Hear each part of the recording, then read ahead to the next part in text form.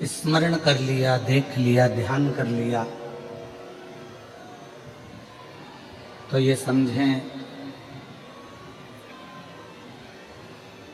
कि शिव को पा लिया। ये 21,600 श्वास जो मानव के शरीर से रोज आ रही और जा रही है,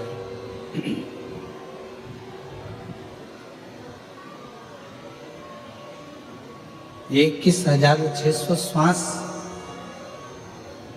शिव का एक अंश है।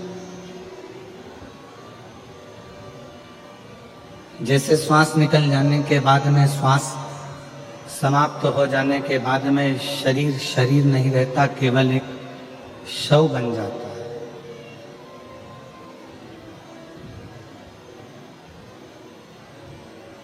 फिर शरीर की कोई मूलता नहीं रह पाती।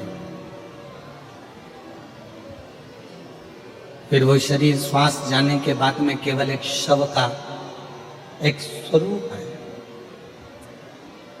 उसी तरह शिव महापुराण की कथा कहती है, जिसने अपने जीवन काल में शिव नाम नहीं जपा,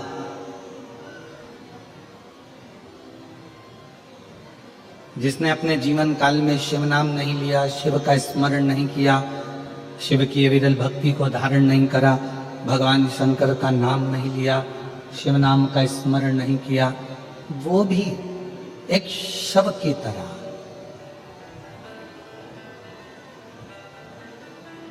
क्योंकि वो शिव को जान नहीं पाया।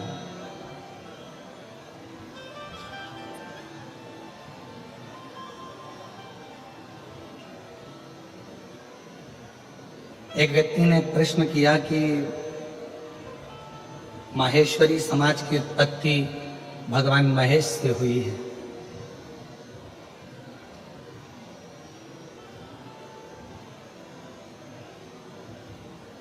और ये संपूर्ण विश्व की उत्पत्ति किससे हुई?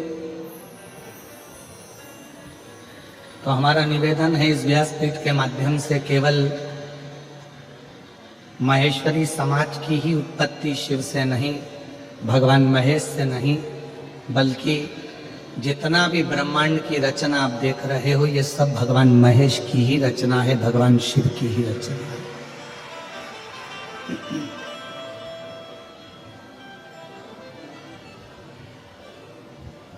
ये रचना किसी दूसरे की है ही नहीं।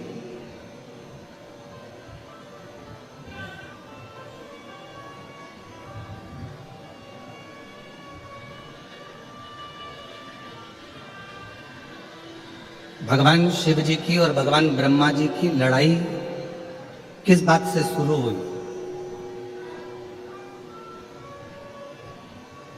केवल एक छोटी सी बात थी। भगवान शिव जी ने भगवान ब्रह्मा जी से केवल इतना कहा कि इस सृष्टि की रचना जब आप करें तो थोड़ा सा अहंकार अपने अंदर मत आने देना, ढीले कम करो।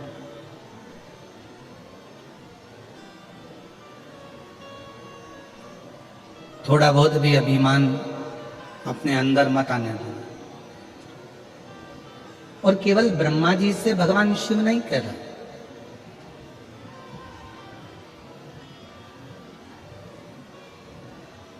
भगवान शंकर प्रत्येक संसार के मानव से, हर व्यक्ति से, हर जीव से शिव एक बात कहते हैं कि कोई भी कर्म करो, जो आपका मन पड़ जाए वो कर्म आप करो, पर कर्म में अभिमतता को सामने प्रकट मत हो।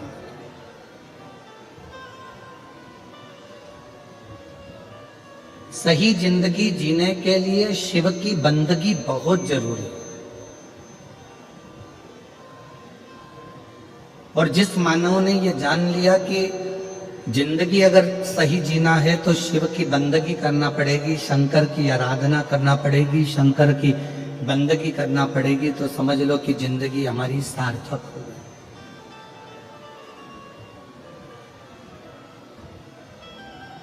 शिव की बंदगी के बिना हमारी ये जिंदगी ठीक नहीं हो सकती। मेरी जीजियों, मेरे जीजाओं, मेरी बेटियों, बेटाओं, मेरी माताओं, मेरे भाई, मेरे बुजुर्ग माता पिता तुल्य जितने भी विराजमान हैं, हैदराबाद की इस पवित्र कथा के प्रांगण में से कथा सुन रहे हैं या आस्था चैनल पर, फेसबुक, यूट्यूब पर, आप जिस तेलंगाना की इस भूमि से कथा को, तत्व को ग्रहण कर रहे हैं, वो अपने जीवन में उतारना की सही जिंदगी बनाने के लिए शिव की बंदगी बहुत जरूरी है।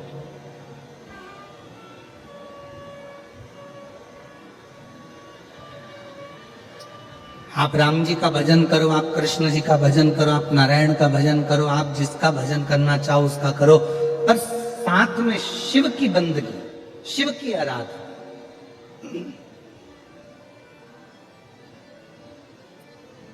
भगवान शंकर का स्मरण हमें जीवन में एक सुख देता है, जिंदगी में जीने की एक नई ऊर्जा प्रदान करता है।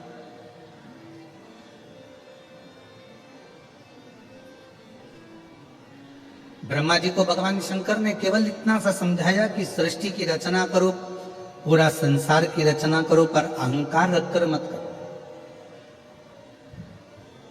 तुमने अगर थोड़ा सा भी अभिमान अगर अपने अंदर रख लिया और तुमने सोचा कि ये सृष्टि की रचना मैंने करी है, तो ये ठीक नहीं है।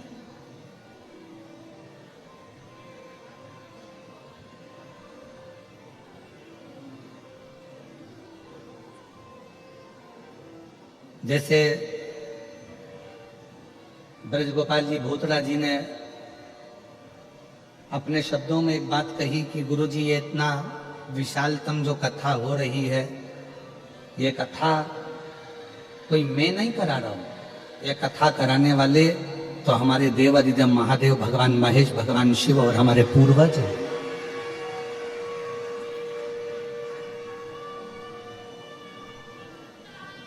और उसी को आप और हम लोग अपनी सब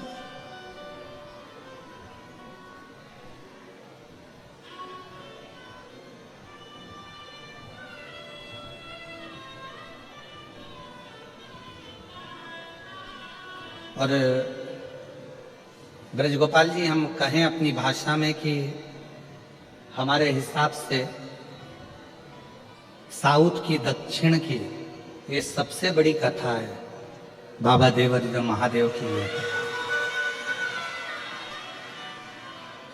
जिसमें इतने 1, 2, 3 पंडाल, पीछे के पंडाल, साइड में और भी शिव भक्त, और कल आपने रात को 2 से 3 बजे तक आप यहाँ खड़े रहकर और भी व्यवस्थाएं जो करवा कर गए हैं, उसके लिए आपको साधुवाद है, शिव की कृपा। ये शिव की उदारता है।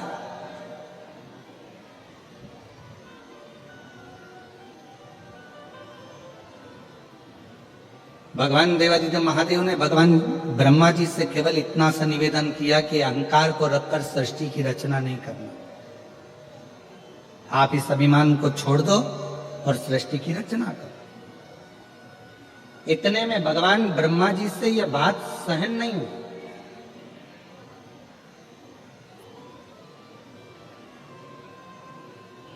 आज के जमाने में अगर किसी को समझाया जाए ना, तो दुनिया के लोग समझते हैं कि ये हमको ही क्यों समझा रहा। एक बहू अगर सासू जी से कह दे कि माँ, अब तुम्हारा बुढ़ापा आ गया है, शरीर काम नहीं कर रहा है, शरीर में रोग आ गया है, भगवान का भजन करा करो, फालतू की बात मत करा करो, तो सास रूठ जाती है। तो यही चाहती है कि मैं मर जाऊं। हालांकि बहू ऐसा नहीं करे, बहू तो इतनी सी बात कर रही है कि मम्मी अब ये सब लौकिक बातें, सब व्यर्थ की बातें, ये सब व्यर्थ चीजें तो तुम छोड़ो।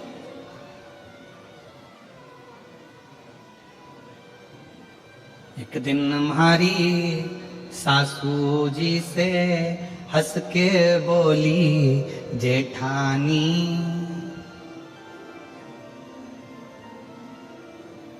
और राम नाम को सुमिरन कर लो, 2 दिन की है जिंदगानी। अब जिस दिन से जेठानी जी ने ये कहा कि 2 दिन कि जिंदगानी है राम नाम का सुमिरन कर लो, उस दिन से जेठानी का मुंह ही नहीं देखा सास।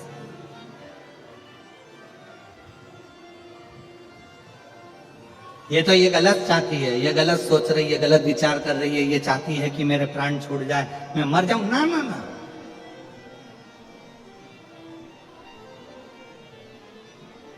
बहू ये नहीं चाहती, बहू तो चाहती है कि आप खूब जियो। बस इतना सा निवेदन है कि संसार की लौकिक बातों को छोड़कर संसार की बातों का स्मरण ना करते हुए भगवान देवादिदेव महादेव की बात का स्मरण करें। राम नाम, कृष्ण नाम, शिव नाम, नारायण, जिसको तुम भज सकते हो, जिसका तुम स्मरण कर सकते हो, उसका स्मरण करो।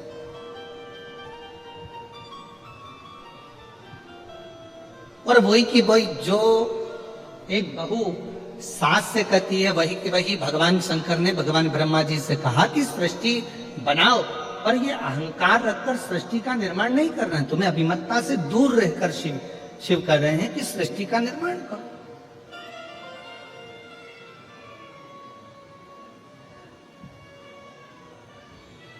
सहन नहीं हुआ ब्रह्मा जी से, और ब्रह्मा जी से जब सहन नहीं हुआ तो ब्रह्मा जी रुष्ट होकर सीधे भगवान विष्णु जी के पास में पहुंचे, और भगवान नारायण आराम से शेषनाग की सैया पर लेटे हुए थे। लक्ष्मी जी चरण दबा रही थी उनके।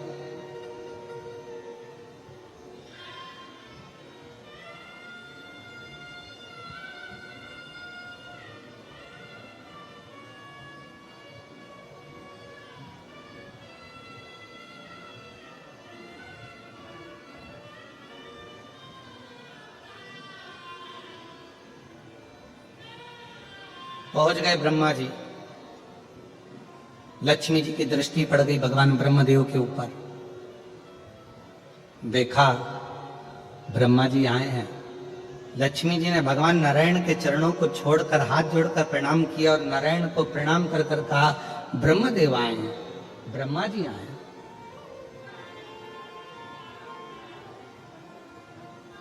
ब्रह्मा जी? हाँ।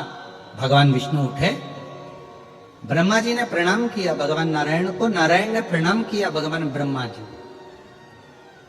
कितनी सुंदर बात है।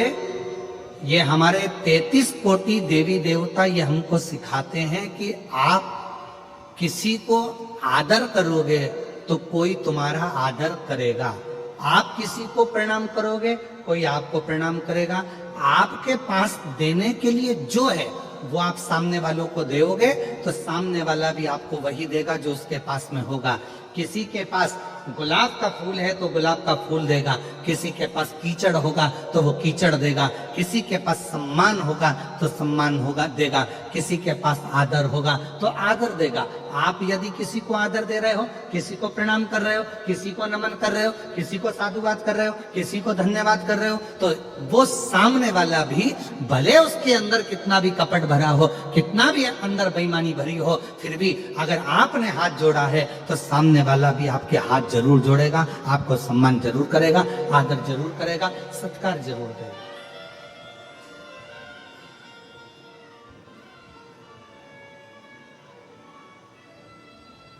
आपके पास देने के लिए क्या है, ये आपके ऊपर निर्भर करता है।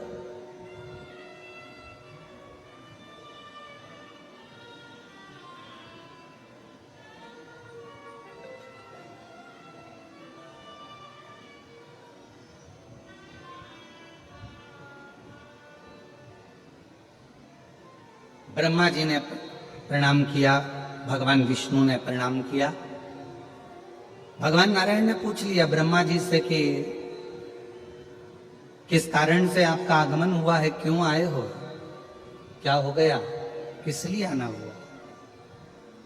तब ब्रह्मा जी ने कहा कि सृष्टि की रचना मैं कर रहा हूं।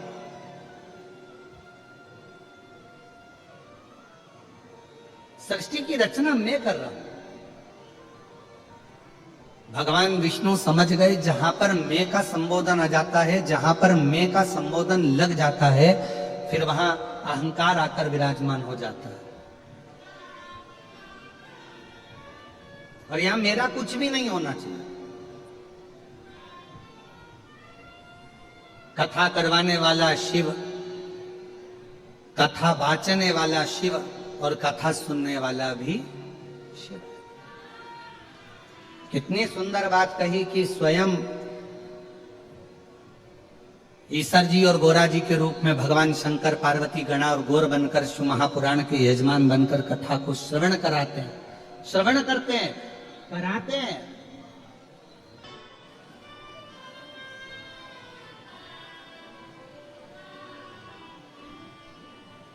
एक पंखे में 3 पंखड़ियां होती हैं। अब आजकल का फैशन हो गया तो 4 पंखड़ी का भी पंखा हो गया, पर शुरू से बचपन से अगर आपने देखा होगा तो कितनी पंखड़ी का पंखा होता है? जम के बोलो जरा। 3 का। और 3 पंखड़ी का ही पंखा घूमता रहता है, तो पंखड़ियां घूमती रहती है, घूमती रहती है, घूमती रहती है। कभी विचार करा कि 3 पंखड़ी का ही पंखा क्यों हुआ? ये 3 पंखड़ियां ही क्यों घुमाई जाती है?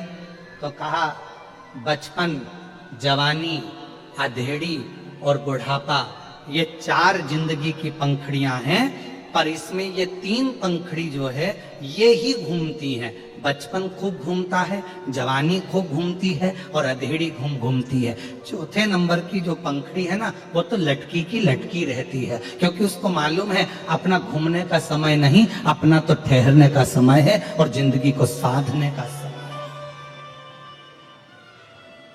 एक बचपन की जिंदगी ऐसी होती है, चलो बैग उठाओ, स्कूल जाओ, घर आए, वापस ट्यूशन जाओ, चलो कोचिंग जाओ, यहाँ आए वहां आए, चलो रोटी खाओ, भोजन करो, ये करो वो करो। और माँ अपने बच्चे को, माता पिता अपने बच्चे को दिन भर घुमाता रहते हैं। बचपन पूरा खत्म हो जाता है, जवानी आती है, फिर दिन भर घूमना फिरना, ये काम वो काम और कमाना करना, ये सारे काम में लगना पड़ता है। विवाह हो जाता है, शादी हो जाती है, गृहस्थी का बोझा माथे पर चढ़ जाता है, फिर आ जा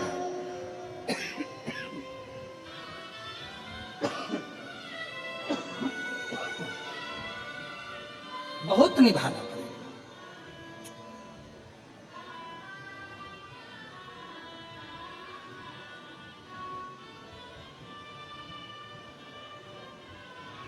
जब तक घर में बड़े हैं, जब तक घर में बुजुर्ग बैठे हैं, घर में बड़े बैठे हैं, जब तक तुम्हारे घर में बुजुर्ग विराजमान हैं, बड़े विराजमान हैं, समझ लेना कि तुम्हारी जिंदगी बहुत एकदम मस्त जिंदगी चल रही।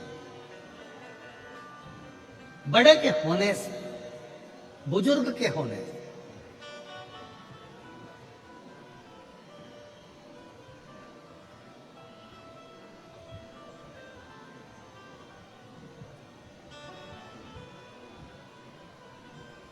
भीतर का मैं, मेरा, अहंकार, अभिमान, अहम दूर भगा। 3 पंखड़ियां पंखे में हैं, वो घूम रही हैं। बचपन घूम रहा है, जवानी घूम रही है, अधेड़ी घूम रही है, बुढ़ापा स्थिर है, रुका हुआ है।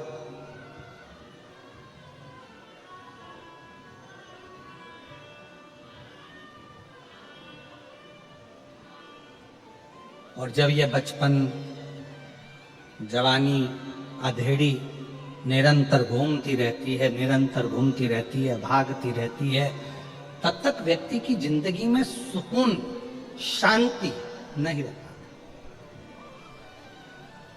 किसी ने पूछा शिवनाम में है क्या? हम कहते हैं शिवनाम में शांति है।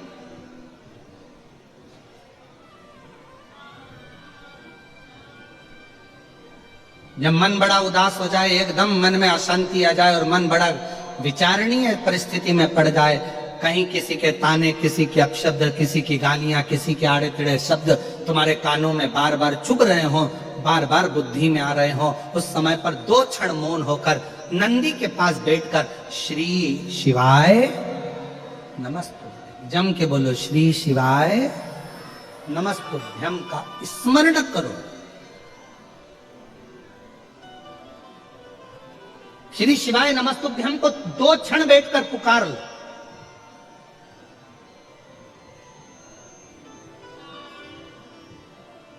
और और श्री शिवाय नमस्तुभ्यं।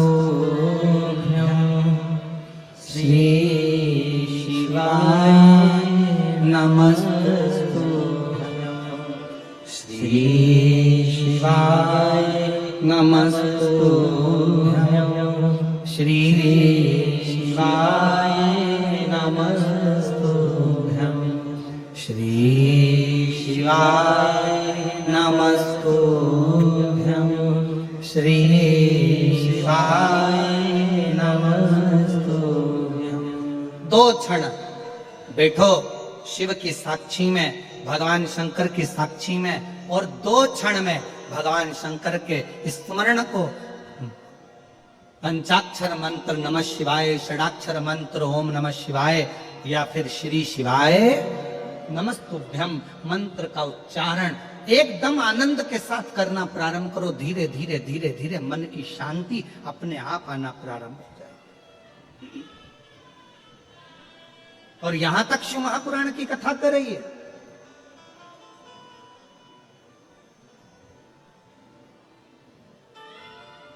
पंचाक्षर मंत्र का जाप करने के लिए नमः शिवाय बोलने के लिए बैठो, या षडाक्षर मंत्र का जाप करने के लिए ओम नमः शिवाय करने के लिए बैठो, या श्री शिवाय नमस्तुभ्यं का जाप करने के लिए बैठो, उस समय पर आपके मन की केंद्रता भगवान शंकर के शिवलिंग पर होना चाहिए।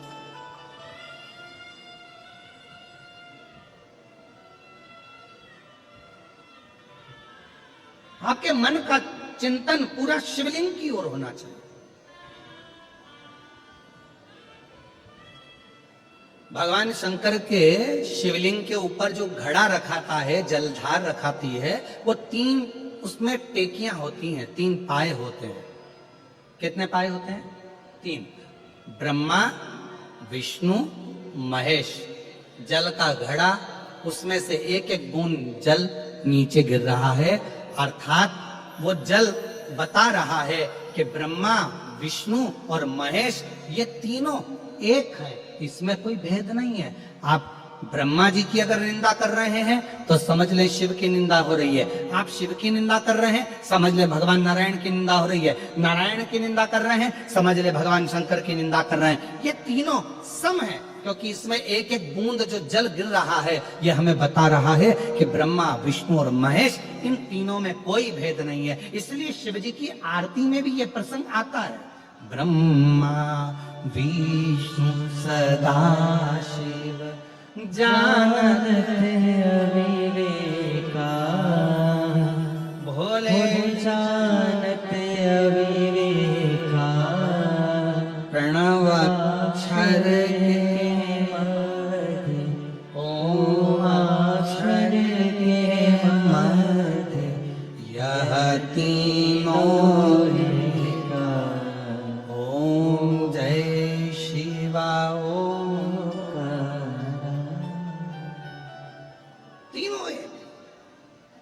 इसमें भेद नहीं है।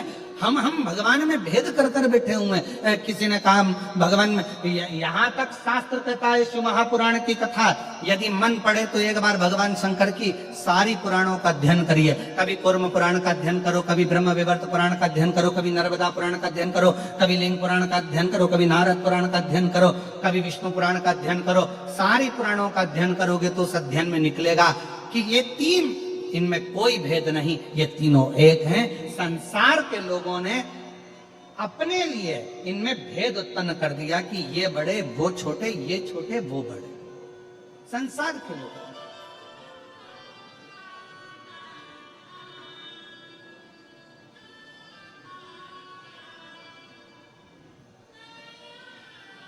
शिव कथा कर रही है, भगवान शंकर का चरित्र कर रहा है, शिव महापुराण की कथा कर रही है। ब्रह्मा जी का थोड़ा सा अभिमान देखा और ब्रह्मा जी ने कहा कि मैं सृष्टि की रचना कर रहा हूं, मैं। भगवान विष्णु देखकर सुनकर स्तुप्त हो, बोले नहीं।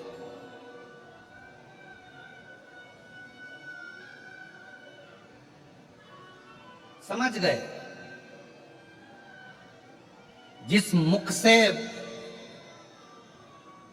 व्यक्ति अहंकार की बात करता है वो मुख बहुत समय तक रहता नहीं है।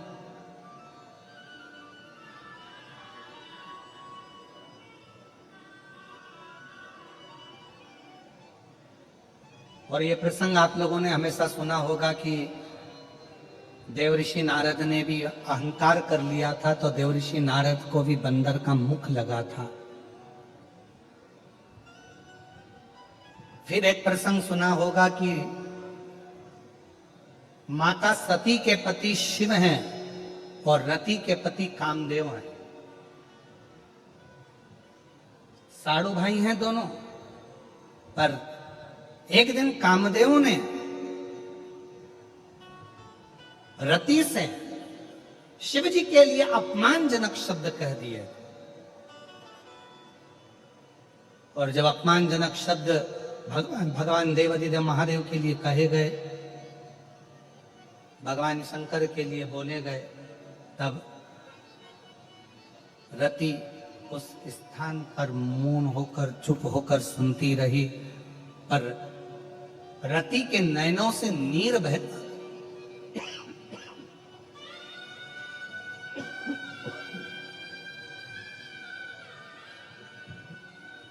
रति के नैनों से नीर बहता गया। क्यों? क्योंकि रति शिव की आराधना करती थी।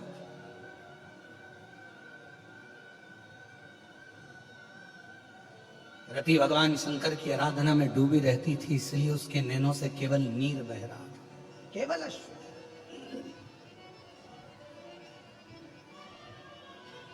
और हुआ क्या? कामदेव जब जलकर भस्म हुए,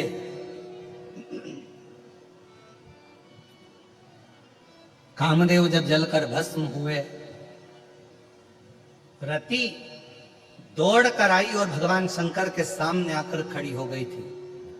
जिस समय पर भगवान शंकर को क्रोध इतना तीव्र आ रहा था कि आम के पल्लव में छुपे हुए कामदेव जलकर भस्म हो जाते हैं, शिवजी को इतना क्रोध आ रहा था कि कोई देवता उनके सामने जाकर खड़ा होना नहीं चाह रहा था। शिवजी को इतना क्रोध आ रहा था कि कोई देवता उनके सम्मुख नहीं जा रहा था।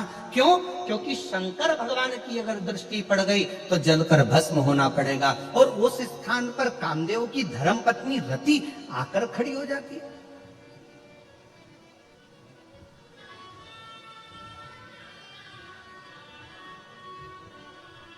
रति के पास ये बल कहां से आया?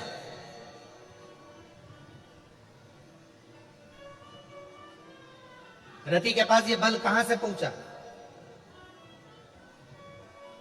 एक कोई व्यक्ति होता है, बड़ा कड़ में बात करता है, अरे तुम मुझे जानते नहीं हो।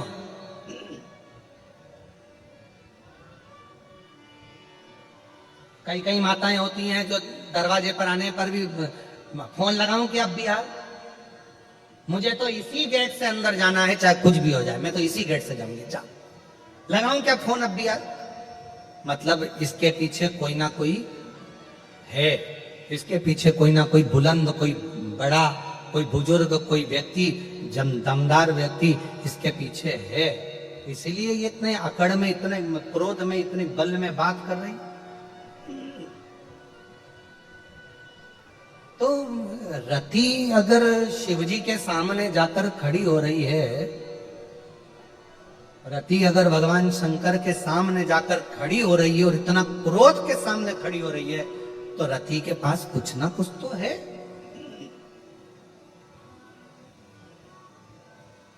क्या है रति के पास? क्या करती थी रति? कहा रति अपने बचपन से ही, बाल्यावस्था से ही शिव की आराधना करती थी, शंकर की आराधना, शिव की आराधना। और रति का एक नियम था, पार्थिव लिंग का निर्माण करना, उसकी पूजन करना और पार्थिव लिंग पर जल समर्पित कर कर उस जल का प्रोक्षण, उस जल को अपने ऊपर छींटना। शिव महापुराण के अगर आप वायव्य संहिता को पढ़ेंगे और अगर लिंग पुराण को पढ़ेंगे तो उसमें वर्णन आता है कि यदि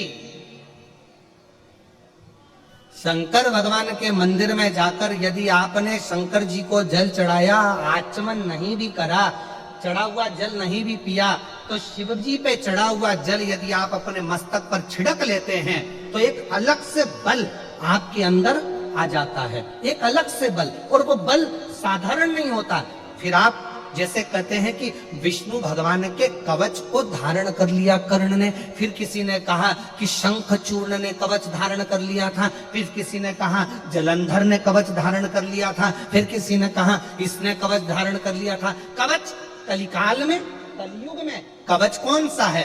तो शिव महापुराण की कथा में, लिंग पुराण की कथा में, नर्मदा पुराण की कथा में आता है कि शंकर भगवान पर जब जल चढ़ाया जाए और वो जल जब हम शंकर भगवान ने कामदेव को जलाकर भस्म कर दिया, उनके क्रोध की ज्वाला के सामने 33 कोटि देवता में से कोई देवता सामने जाकर खड़ा नहीं होता, क्योंकि सबको मालूम है कि जलकर भस्म हो जाना है।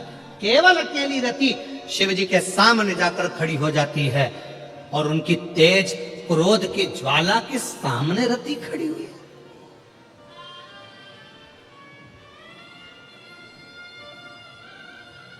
इतना बल, इतनी प्रबलता मिली कहां से? और मेरी जीजियों, मेरे जीजाओं, मेरी बेटियों, बेटाओं, मेरी माताओं, मैं आप सबसे निवेदन करूं, रोज प्रतिदिन ऐसा कोई दिन नहीं जाना चाहिए जिस दिन आप शंकर जी को जल ना चढ़ाएं। प्रतिदिन अपने घर के अंदर, अगर मंदिर नहीं जा सकते तो घर के अंदर एक छोटे से छोटा शिवलिंग अवश्य रखो। अब कई लोग कहते हैं गुरुजी हमारे यहाँ पर एक शिवलिंग है पहले का, और किसी के यहाँ गए थे तो उसने हमको दूसरा शिवलिंग दे दिया, तो रख सकते कि नहीं रख सकते? शिव महापुराण की कथा कहती है घर में एक नहीं 1000 भी अगर शिवलिंग है तो वो कभी दोष नहीं देते, कभी कष्ट नहीं देते, कभी परेशानी नहीं देते। और फिर कोई कहता है गुरुजी हमारे घर में जो शिवलिंग है वो बीच में से खंडित हो गया, टूट गया, शिवलिंग टूट गया गुरुजी, उसका कोई दोष लगेगा क्या? शिव महापुराण की कथा कहती है अगर तुम्हारे घर में पुराना शिवलिंग है, तुम्हारे घर के अंदर अगर कोई शिवलिंग है और अगर वो बीच में से टूट गया, 40 टुकड़े हो गए, 50 टुकड़े हो गए, 2 टुकड़े हो गए, 10 टुकड़े हो गए, तो भी शिवलिंग कभी खंडित नहीं माना जाता, वो अखंड ही माना जाता। शिवलिंग कभी खंडित नहीं माना जाता।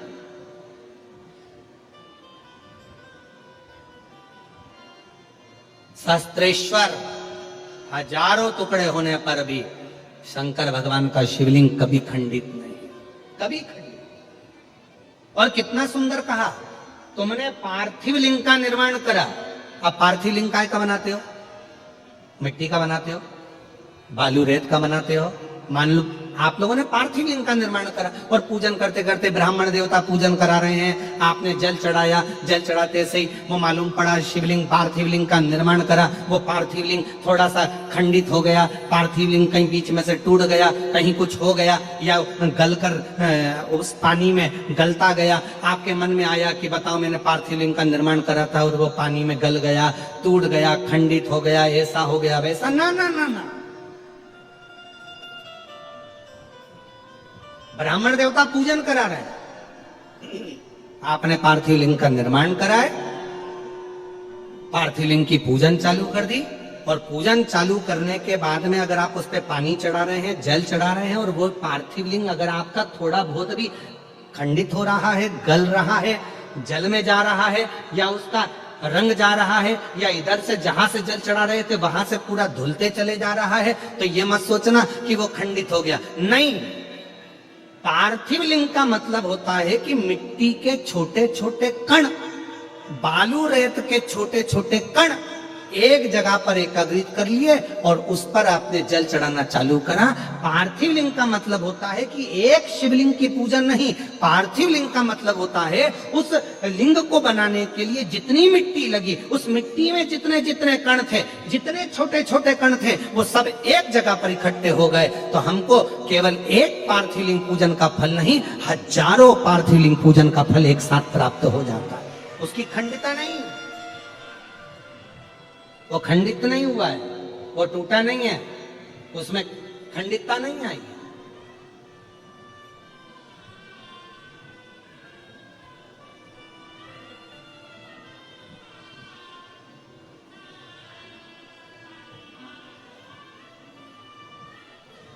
ब्रज भैया, अभी आप भी पार्थिव लिंग बना रहे होंगे।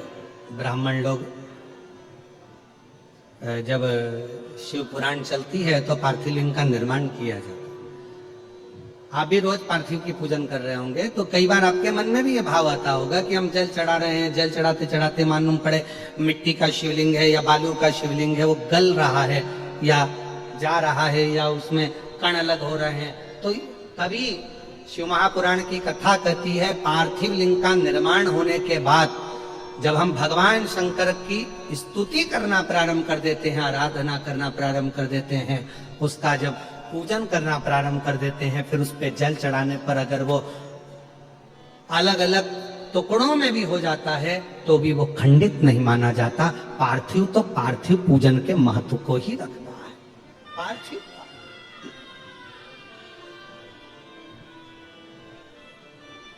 की ज्वाला के सामने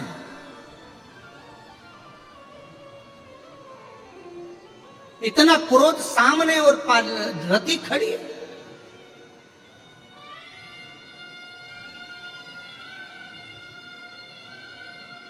ब्रह्मा जी देख रहे थे, भगवान विष्णु जी से कहा कि रति को समझाओ कि शिव जी के सामने ना जाए, उनको क्रोध आ रहा है, बहुत क्रोध, शिव के सामने ना जाए रति को समझाइए।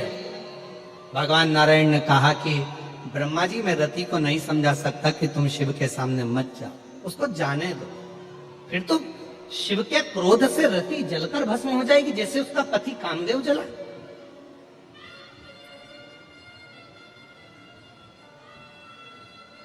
फिर तो रति जल जाएगी। नहीं, शंकर भगवान के सामने रति का बाल भी बांका नहीं होगा, बल्कि अपने पति को वापस लेकर रति आएगी। भगवान नारायण कह रहे हैं। भगवान ब्रह्मा जी ने पूछा आप कैसे कह सकते हो कि रति अपने पति को लेकर आ जाएगी और उसका बाल बांका नहीं होगा।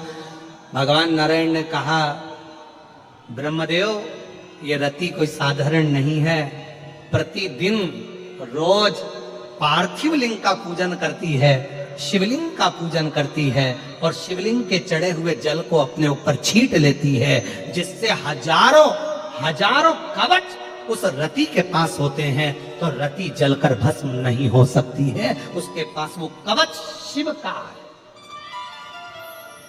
भगवान देवादिदेव महादेव का वो कवच उसके पास है।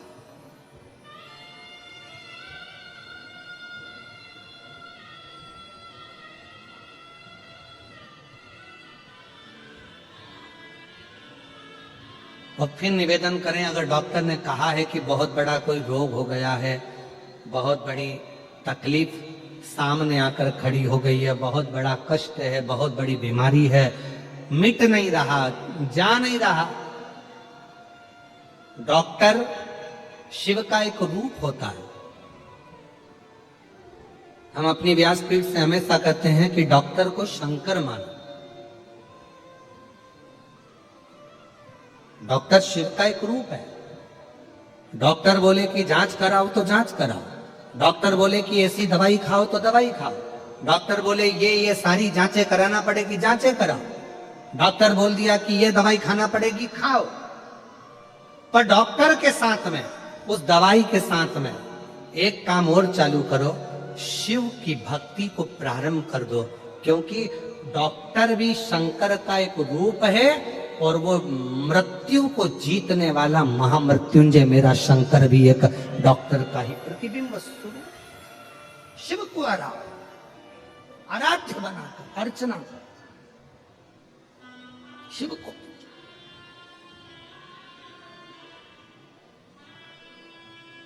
भगवान से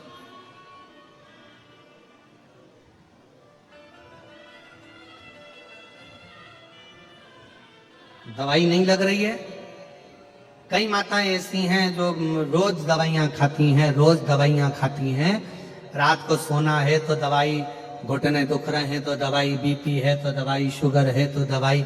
हम मना नहीं करेंगे कि तुम मत खाओ, खाओ, पर थोड़े दिन एक प्रैक्टिकल कर कर देखो। शिव जी का एक नाम है कुंदकेश्वर महादेव। सब लोग बोलो उस नाम को। कौन सा नाम है? कुंदकेश्वर महादेव। विदल और उत्पल दो असुरों का संहार करने के लिए माता पार्वती जी ने कुंदुक का प्रहार करा था, और वो कुंदुक विदल उत्पल का संहार कर कर शिव जी के चरणों में जाकर गिरा था। शिव जी का नाम कुंदकेश्वर हो गया था। तब स्वयं भगवान कुंदकेश्वर शंकर भगवान ने कहा था, पार्वती तेरे कुंदुक के प्रहार से विदल और उत्पल के मरने के बाद में कुंदुक मेरे चरणों में आया है, आज मेरा नाम कुंदकेश्वर हुआ है। पार्वती, संसार सागर में भूमंडल पर जो भी मानव मनुष्य औषधि का सेवन करेगा और कुंदकेश्वर का स्मरण करेगा, वो रोग से मुक्त होगा, रोग से।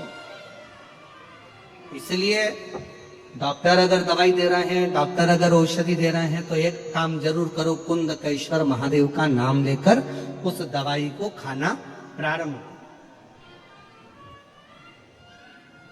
एक पत्र है, अच्छा है।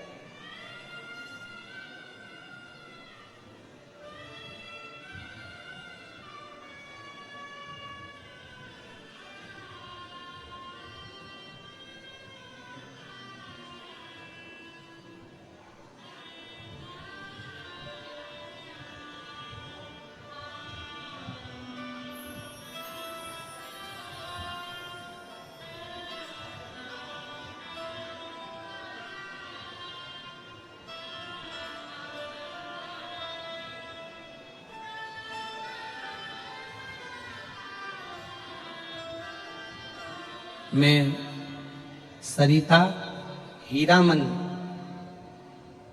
कोमपल्ली से हूं। कहीं बैठी हो तो हाथ हिला सकती हैं। मैं सरिता हीरामन कोमपल्ली से हूं। कहीं बैठी हो तो हाथ हिला सकती हैं। कोमपल्ली से आई हैं, आ जाओ, एक बेलपत्र ले जाना, आ जाइए। सबसे पहले तो मैं भूतड़ा परिवार को, यजमान परिवार को बहुत बहुत धन्यवाद देती हूँ कि हम हैदराबाद वासियों को कथा सुनने का सौभाग्य दिया आपने। गुरुदेव, हमने कभी सपने में भी नहीं सोचा था कि हमारे हैदराबाद में पंडाल में बैठकर कथा सुनने का मौका मिलेगा। मैं श्री ब्रजगोपाल जी भूतड़ा जी को, उनके पूरे परिवार को बहुत बहुत साधुवाद देती हूँ। हमने ब्रजगोपाल भैया कल भी कहा था, ना जाने कितनी जीजियों के चेहरे पर आपने रक्षाबंधन पर इस्माइल दिलवा दी ये कथा का आयोजन करवा। बहुत बहुत कजन, कितनी मेरी बहनें बैठी होंगी, मेरी बेटियां बैठी होंगी, मेरे जीजा बैठे होंगे, बेटा बैठे होंगे, जो ने सोचा भी नहीं था कि कथा हैदराबाद में मिल जाए। बोलो सही है कि गलत है? एक बार दोनों हाथ उठाकर जोरदार ताली बजाते हुए साधु, बहुत बहुत साधु आप सब। हमने कभी सपने में भी नहीं सोचा था कि हमें शिव पुराण की कथा हैदराबाद में मिल जाएगी। गुरुदेव, मेरी लड़की 13 साल की है, वह हाइपर एक्टिव है। डॉक्टर के हिसाब से इसका ठीक होना कठिन था। बहुत सारे डॉक्टरों को दिखाया लेकिन कोई भी असर नहीं हुआ। मेरी 13 साल की लड़की डॉक्टर के हिसाब से ये ठीक नहीं हो सकती थी। फिर मेरी भाभी ने आपके बारे में बताया, फिर मैंने कथा सुनना आरंभ किया, सियोर गई, 1 लोटा जल का भी प्रयोग किया, रोज शिव मंदिर भी जाती, 1 लोटा जल, 1 बेलपत्र मेरी लड़की को खिलाया। गुरुदेव, 1 महीने में मुझे उसमें बदलाव नजर आने लगा। अभी पूरी तरह से मेरी लड़की स्वस्थ हो गई। मैं बाबा को यहाँ प्रणाम करने के लिए पूरी तरह से, उस पत्र में उसने लिखा कि मैंने सारे डॉक्टरों से इलाज करवा लिया, पर डॉक्टर ने कह दिया था मुश्किल है कि ये ठीक हो पाए। पर आज मेरी बेटी 13 साल की पूरी ठीक हो गई। ये एक पत्र और बड़ा सुंदर है।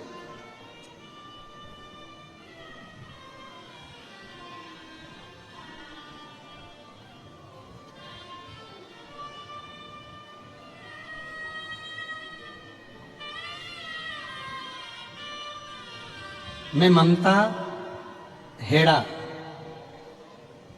ममता हेड़ा हैदराबाद से हूं।